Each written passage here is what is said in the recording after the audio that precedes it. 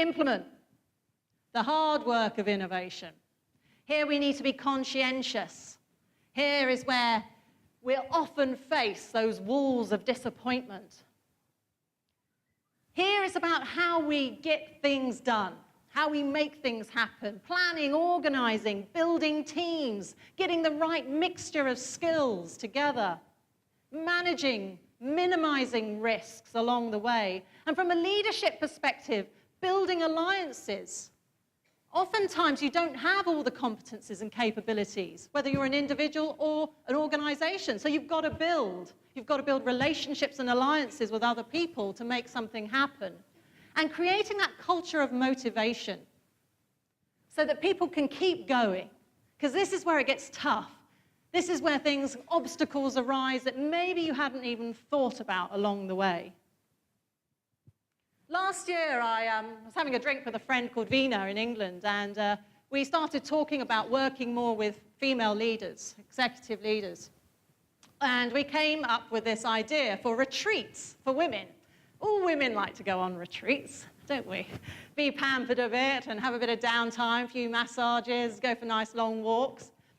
But to combine that with education, and particularly around innovation. And Veena's a specialist in Indian philosophy and gender and sexuality, and I'm a specialist in innovation and leadership, so we thought, great combination, let's bring them together. And we ran a retreat to Bali in September at the Como Shambhala Resort in Ubud, which was stunning. If you haven't been there, I thoroughly recommend it. And different women came from different walks of life. We had some CEOs, some SME owners, some women who were in between jobs, some people looking for different things. But every woman, we said, you must come with something that's emerging in you right now, something new you want to bring into the world, something you want to give birth to, something that you want to create. And so that's what they did. And we worked on the retreat on looking at how to build those internal capabilities and capacities and skills to make those ideas come to life. And we're going to run another one to Bhutan in November. And this time use the Gross National Happiness Index, which Bhutan is famous for, to reevaluate what does success mean for us? What does it really mean? So having a vision is only part of it, because sometimes we can have a vision about what we want, but here we are, over here, vision here, here we are. What about this space in between? This is often where we hit the walls of disappointment.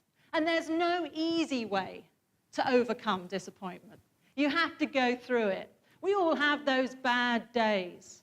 You can't learn this in a course. You can't learn it through reading a textbook. You have to feel it in your bones. You have to live through it, come out on the other side, and be stronger.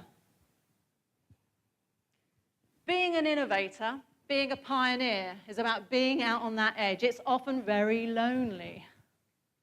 And if you're an intrapreneur inside an organization, you're often having to deal with the politics, the maze, trying to get your ideas back, trying to make new things happen, where maybe most of the organization's lagging behind. That's tough, yeah?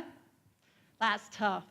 If you're an entrepreneur, you're outside an organization, you're trying to get something off the ground from scratch, trying to get funding, trying to make new things happen, that's often lonely. It's tough. You're often ahead, out on the edge.